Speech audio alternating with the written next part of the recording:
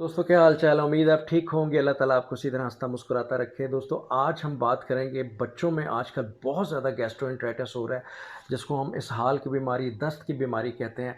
और बच्चा थोड़े ही देर में पानी की कमी की वजह से इतना निढाल हो जाता है कि घर वाले फ़ौरन उसको लेके हॉस्पिटल या किसी भी क्लिनिक की तरफ भागते हैं। और क्योंकि उसमें वॉमिटिंग भी स्टार्ट हो जाती है उसको, और एकदम पानी वाले बहुत ज़्यादा लूज़ मोशंस आना शुरू हो जाते हैं बच्चे को, और घर वाले बहुत ज़्यादा पैनिक होना शुरू हो जाते हैं।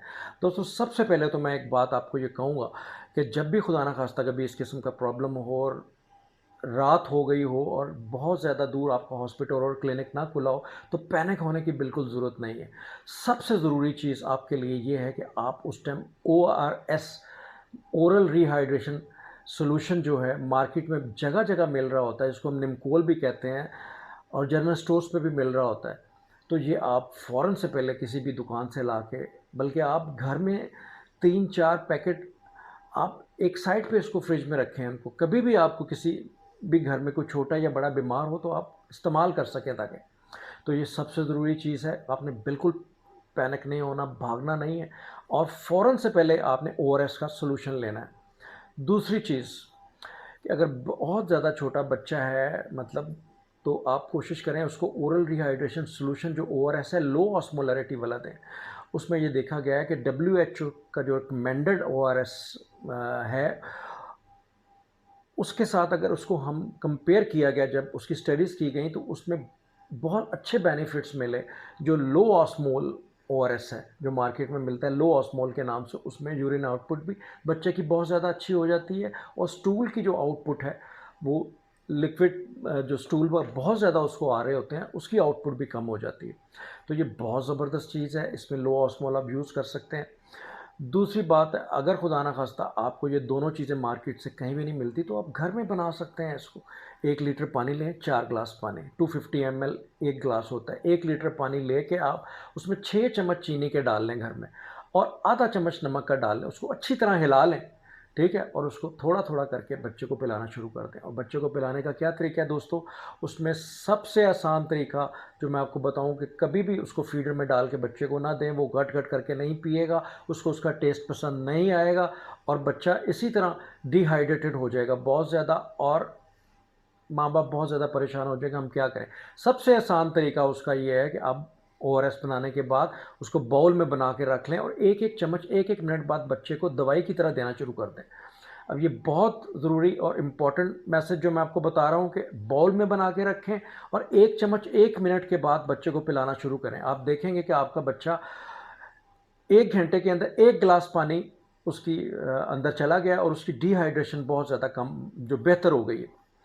और बच्चे की वॉमिटिंग भी जो है वो ओआरएस से कम हो जाती है, क्योंकि इलेक्ट्रोलाइट इम्बैलेंस जब बॉडी में होता है तो वॉमिटिंग स्टार्ट होना शुरू हो जाती है। और वॉमिटिंग तभी रुकती है जब ये इलेक्ट्रोलाइट इम्बैलेंस नॉर्मल होना शुरू हो जाता है, और वो ओआरएस देने की वजह से ही ठीक होता है। ये बात हमेशा याद रखें दोस्तों। अच्छा दोस्तों, अब बात करेंगे कुछ लोगों की मिथ्स की। बहुत से लोग जो हैं कि वो क्या करते हैं, कहते हैं ये है कि बच्चों के दांतों की वजह से मोशन लगे हैं, और आजकल की जो नानियाँ और दादियाँ हैं वो बच्चों को मेडिसिन लेने नहीं देती कि खबरदार डॉक्टर के पास ना जाना, ये दांतों की वजह से मोशन है, इसको आने दो। हालांकि ये इंतहाई बड़ी मिसकंसेप्शन है, बहुत बड़ी मिथ है। इससे बच्चे की जान को भी खतरा हो सकता है। 2 से 3 दिन में बहुत ज़्यादा डिहाइड्रेट होकर बच्चे की डेथ भी हो सकती है। असल में दोस्तों होता ये है कि बच्चों के जब दांत निकल रहे होते हैं तो उनकी गम्स में बहुत ज़्यादा इरिटेशन हो रही होती है। उनका दिल चाहता है कि वो हर चीज़ मुंह में डालें। तो जब वो हर चीज़ मुंह में डालते हैं, कभी वो जूती पकड़ के डाल रहे होते हैं मुंह में, कभी किसी का कपड़ा, किसी की उंगली, तो उसके साथ जो बहुत ज़्यादा जर्म्स होते हैं वो पेट में जब जाते हैं तो उसकी वजह से उनको मोशन स्टार्ट होते हैं।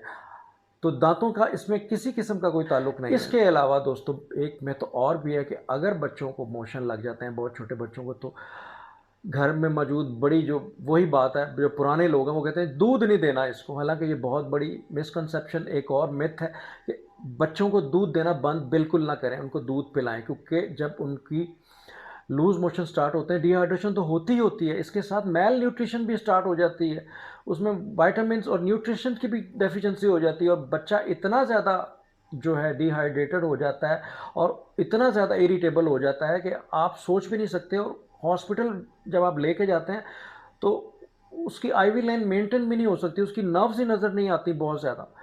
तो ये इंतहाई ख़तरनाक है कि बच्चे को आप दूध देना बंद कर देते हैं, बल्कि उसको सॉफ्ट डाइट भी साथ में स्टार्ट करवाएं, उसको केला दें और दही मिक्स करके साथ थोड़ा थोड़ा करके देते रहें। उससे बहुत अच्छा इफेक्ट आएगा, बच्चे में एनर्जी रहेगी।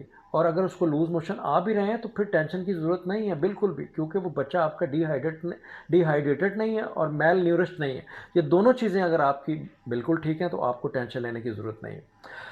अच्छा दोस्तों, अब इसकी ट्रीटमेंट की तरफ आएंगे कि आप घर में इसकी ट्रीटमेंट कैसे कर सकते हैं। घर में यही है कि आप प्रोबायोटिक्स मार्केट में मिलते हैं। प्रोबायोटिक्स का क्या काम है, ये लाइव बैक्टीरियाज होते हैं आपकी गट के अंदर, ट्रिलियंस की मिकदार में होते हैं, जो आपके गट फ्लोरा को नॉर्मलाइज करते हैं, आपके जो बैड बैक्टीरिया हैं उनको मारते हैं। ठीक है, और आपकी जो अब्डोमिनल डिस्कम्फर्ट है, गैसेस होती हैं, लूज मोशन स्टार्ट हो जाते हैं जब, तो ये आप की जो इंटेस्टाइन है उसमें ये आपके लाइव बैक्टीरियाज कम हो जाते हैं। उसको न्यूट्रलाइज करने के लिए हम बाहर से प्रोबायोटिक्स देते हैं। प्रोबायोटिक्स जो है लाइव बैक्टीरियाज हैं, मुख्तलिफ़ किस्म की ब्रांड्स पूरी दुनिया में मिलते हैं। उसमें सबसे जो आम जो लोग यूज़ करते हैं उसमें एन फ्लोर का साशे है, हाई फ्लोर का साशे है। ये एक साशे सुबह शाम 250 मिलीग्राम होता है। आप इसको दूध में या पानी में मिक्स करके बच्चे को पिला सकते हैं। आप उसको सॉफ्ट डाइट में मिक्स करके भी उसको वो आप दे सकते हैं। इसके अलावा इजी गट के नाम से एक ड्रॉप्स आते हैं जो बहुत ज़्यादा अब्डोमिनल डिस्कम्फर्ट या फ्लैचुलेंस हो जाए, बच्चों को गैसेस हो जाए बहुत ज़्यादा, बच्चा रोना शुरू कर दे, उसमें भी आप ये प्रोबायोटिक दे सकते हैं, कुछ ड्रॉप्स सुबह दोपहर शाम। तो ये भी बहुत अच्छे हैं। इसके अलावा मैं अपना प्रैक्टिकल एक्सपीरियंस अगर आपको बताऊं तो मैं एंटेरो जर्मेना यूज़ करता हूं। ये मल्टीनेशनल का बहुत अच्छा ब्रांड है जो पूरी दुनिया में इसी नाम से मिलता है। ये एम्प्यूल 2 भी और 4 भी की मिकदार में आता है। तो इसमें आप जो बहुत छोटे बच्चे हैं, इन्फेंट्स हैं, उसमें 2 भी एक रोज़ाना दें, और जो थोड़े से बड़े बच्चे हैं, साल से ऊपर, 1.5 साल 2 साल के बच्चे हैं, उसमें आप 4 भी ओडी डोज भी आप दे सकते हैं, उसमें एक रोज़ाना 4 भी 3 दिन तक। तो जब ये आप प्रोबायोटिक्स देते हैं 1 से 2 दिनों के बाद इसके रिजल्ट्स आना शुरू हो जाते हैं बहुत ज़्यादा, और बच्चे के इमोशन भी कम हो जाते हैं और उसकी जो एनर्जी भी बहाल होना शुरू हो जाती है और इम्यून सिस्टम भी बूस्ट अप होना शुरू हो जाता है। तो ये दोस्तों, ये वो चीज़ें हैं जो आप घर में कर सकते हैं। लेकिन अगर खुदा ना खास्ता बच्चा बहुत ज़्यादा डिहाइड्रेटेड हो गया, फेंट होता जा रहा है, और उसकी आप स्किन चेक कर लें कि बहुत ज़्यादा चिपक रही है, आप उसका पेट आप चेक करेंगे तो आप देखेंगे स्किन उसकी बहुत ज़्यादा, आप दबाएंगे तो वापस नहीं जाएगी, ठीक है, श्रिंक होना शुरू हो जाएगी बहुत ज़्यादा, पानी की कमी बहुत ज़्यादा होना शुरू हो जाती है। तो आप ऐसी कंडीशन में, बच्चा निम्कोल भी ना पिए, वॉमिटिंग भी उसकी ना रुके, तो आप फ़ौरन हॉस्पिटल या किसी क्लिनिक में उसको ले जाएं, क्योंकि आप घर में उसको मैनेज नहीं कर सकेंगे।